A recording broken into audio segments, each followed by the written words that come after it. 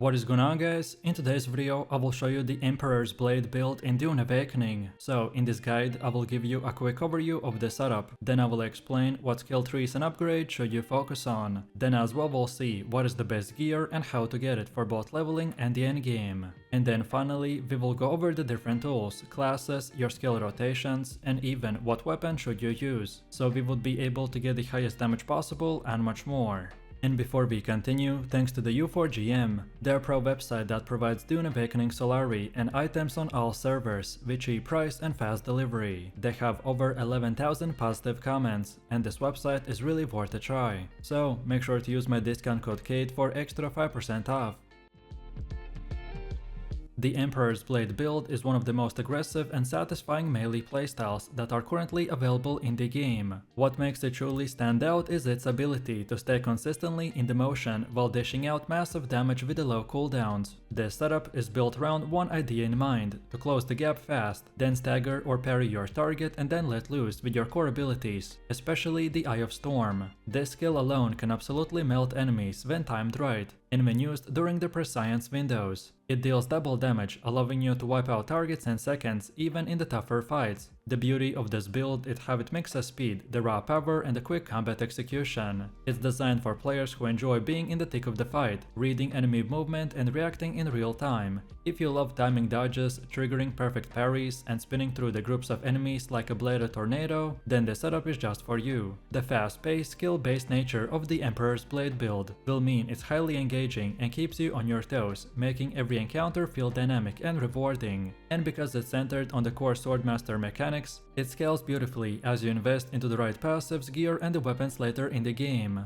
To begin with, you're going to focus entirely on the Swordmaster tree. This class offers a perfect combination of active abilities and the passive bonuses that all synergize towards one goal, keeping you mobile while dealing very heavy melee damage. Your first priority should be unlocking the ability called the Knee Charge. This is your main initiator. It lets you slam into the enemies, stagger them while closing the gap quickly. It's your go-to opener and the fastest way to break the flow of a range or defensive enemy. And then, once you're in their face, you can immediately shift into the core combo. Next up we have Solido Decoy. This is deceptively powerful. Not only does it confuse enemies, but also give you time to reposition, heal, or catch a breath in mid-fight. When you're deep in a group or going one-on-one against a tankier enemy, then popping your decoy can swing the fight back in your favor. But the real heart of this build is the Eye of Storm. This spinning AoV bladed ability is your signature move. It deals consistent melee damage around you, but when activated during the prescience, it becomes devastating, doubling its damage and allowing you to smash through the enemies like a butter. To support these active abilities, you will want to pair them with specific techniques. The Reckless Lunge is a great one to start with. It gives you damage mitigation when you sprint into the enemies, which pairs beautifully with the Knee Charge. Dance of the Blades is another essential technique. Every time you defeat an enemy, your next melee strike is empowered, which helps you to keep momentum going in long fights. Finally, grab Discipline Breathing early on. It increases your stamina regen, so you can keep up your dodging, parrying, and sprinting throughout every encounter. Also, don't ignore the non-Swordmaster options like the Bindu Sprint and the Shigvear Claw. You can equip these in your travel and exploration loadout to maintain your mobility and agility when you're not directly in the combat. These tools are especially helpful for traveling through the terrain quickly or repositioning during the bigger fights.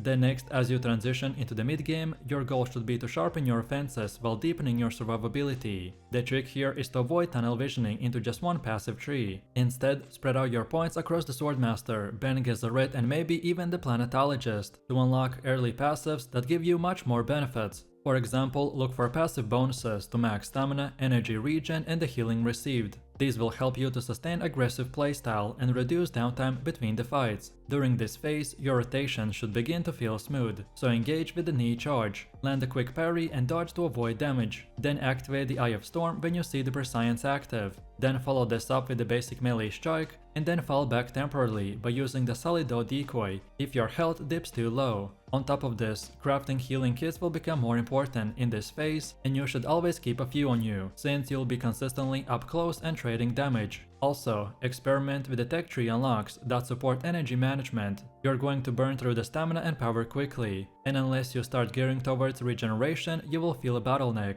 Abilities like the Dance of the Blades and the Discipline Breathing will become even more crucial, because they increase uptime and allow for longer sustained pressure. And now lastly, once you hit the endgame, most of your skill trees are filled out, and it's time to refine the build into its most powerful form. Start by maxing out every single Swordmaster passive that you unlocked so far. Prescient Strike should become your priority. It allows your next melee ability to deal double the damage whenever you trigger the Prescience. Also, the Eye of Storm synergizes with this so well that it can become your entire damage combo in both PvE and PvP. This is also where you can start introducing advanced gap closers like the Weirding Step or better versions of the Shigvear Claw. Combining these with your existing movement skills will create a loop of mobility and offense that is hard for enemies to react to. You should feel like you're controlling the flow of the battle at all time, hitting from the angles, spinning through the groups, and resetting fights with a solid dough decoy. You'll also want to refine your gear perks and the weapon bonuses. Go for equipment that boosts melee damage, cooldown reduction, or damage resistance during the sprint or parry. Also, passive armor perks that enhance energy regeneration or the stamina return are also top tier choices, allowing you to keep cycling through your skill rotation with no interrupts. Then next up, in terms of armor, your main concern is staying alive while you're right into the enemy's face. A great early choice is the Slaver's Heavy set. It provides you with enough durability without sacrificing too much speed. Later on, you can upgrade to gear with the enhanced melee resistances or the stamina regen bonuses. Also, don't underestimate the importance of the Suspensor belts. Even in melee builds, mobility tools are key, so equip the Emperor's Wing MK1 early on, as it gives you solid movement boosts and lets you reposition during chaotic fights. Later, the belt will give you longer range or the energy efficiency, which will help you to sustain your pressure. Pair your belt with a strong power pack. Look for ones like the old Sparky MK1, which improves your power regeneration. The longer your power lasts, the more abilities you can cast without being forced to retreat. Managing these resources will become the second nature with a practice, and it separates a good player from a great one. Next we have our weapons. Your bread and butter is the long blade. Look for fast, hard-hitting options like the Adapt Rapier or the Caliph Jinker. These are great for chaining light attacks between the ability casts. If you can, unlock passives that boost blade damage or attack speed to further elevate your base output. Your melee combo should feel like a dance. Strike, dodge, spin, and repeat. While melee is your focus, don't be afraid to carry a secondary weapon like a shotgun or a sidearm for the range support. Sometimes you will need to deal with enemies at a distance or break shields before diving in, so weapons like the Distributor or the Karpov 38 can give you that extra edge in tougher fights or group content.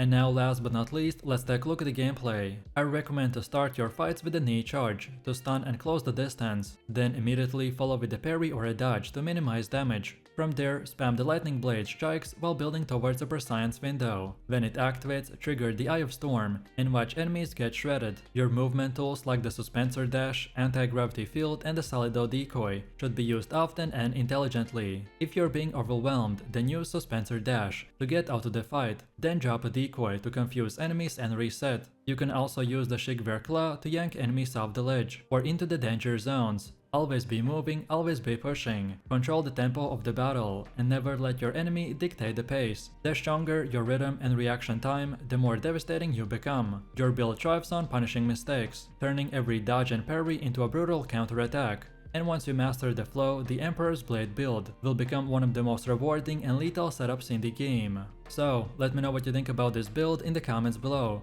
If you enjoyed this, then you definitely don't want to miss my previous videos, where I will show you the best class tier list, top 5 even more powerful builds, and much more. So click the screen now, and I'll see you in the next one.